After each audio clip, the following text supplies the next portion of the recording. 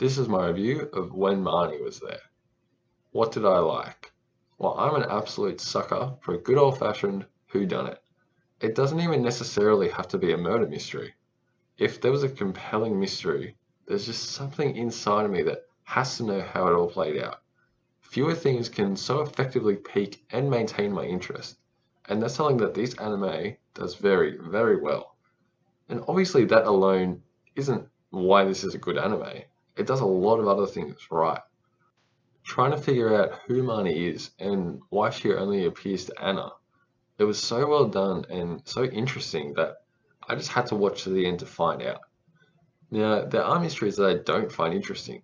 They're either too obvious or not well written, or I just don't care enough about the characters.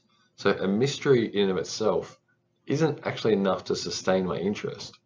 But this film understands how to build a strong story around the mystery and to put interesting characters into the story. And I was gripped the whole way through. I really couldn't stop watching. And this is the result of excellent writing. I don't really know what else to say. The characters, as I've said, were strong. I like the idea of the main character going to the beachside for a getaway holiday from the city and embracing a more relaxed lifestyle for a few weeks. The conflicts with the local kids around her age was also an interesting plot point, and the lady who paints by the seaside and her eventual reveal as to who she was, it was all cleverly interwoven into a fantastic film that I thoroughly enjoyed watching. The only other thing I want to say about this is about what my favourite part was. Though not tied to one specific scene, my favourite aspect or theme of this movie throughout was the interactions between Anna and Marnie. They were always different, spontaneous, and unpredictable. With each new interaction between these characters, you plunge deeper into the story and were more eager to find out what on earth was happening with Marnie in that old abandoned house. But it was also just the innocence of childlike wonder, throwing caution to the wind and allowing your curiosity to row you across a lake in the dead of night to meet a ghost girl in an abandoned mansion because you're bored. And this ghost girl is the only person that Anna was able to connect with. And there's something very profound in Anna's reasons for continually seeking out Marnie. Potentially, Marnie was all she had on this seaside holiday, and perhaps she was all she needed.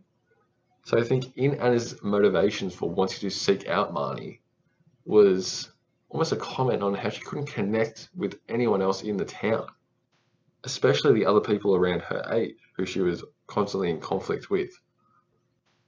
What did I not like? There really wasn't much that I didn't like about this movie.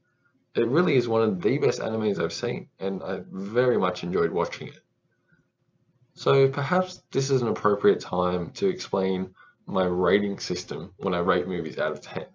So I've watched hundreds of movies over the course of my life. I think it was over 500 last time I checked. And from all those, I think there's been about 38 movies that I've rated 10 out of 10. So the way that I do it is in genres. So another genre that I really enjoy is thriller or mystery. So all of the movies from that genre that I've seen, I rank them in comparison with other movies that I've seen within that genre. So for example, after I watched When Marnie Was There, I was deciding whether it was an 8, 9 or 10. So in this decision-making process, I compared it to other anime films that I had seen and placed it accordingly among those films. So I didn't compare When Marnie Was There to all of the 8, 9, 10 action or comedy films that I've seen because it's a different genre, a different type of film. Yes, they're all movies on some level, but they're trying to achieve different things and convey different meaning and types of stories and characters.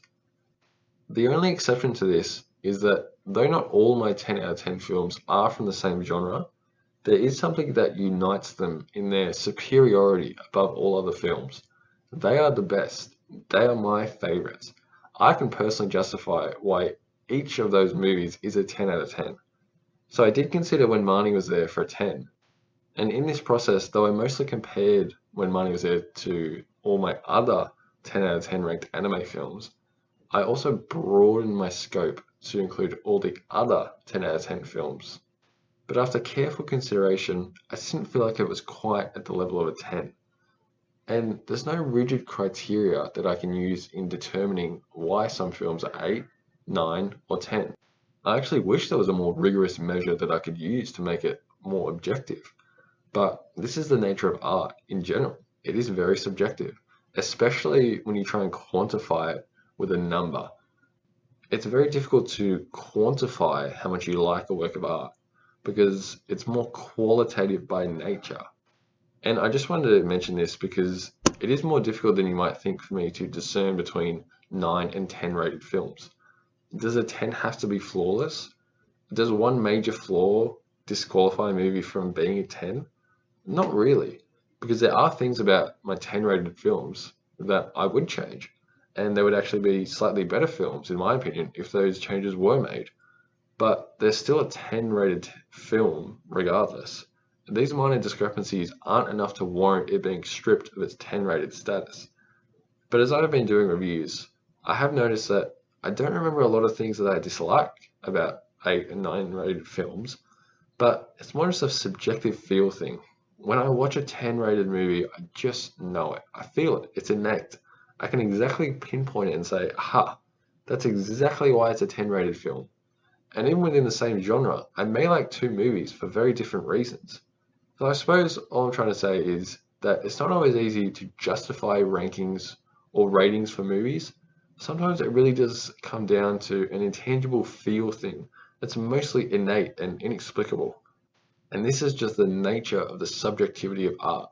It's not even necessarily a downfall in any way, it just is. So, with all that said, let me give this amazing movie, When Marnie Was There, a 9 out of 10. Excellent movie, love it. Thanks for watching my review, hope you enjoyed it.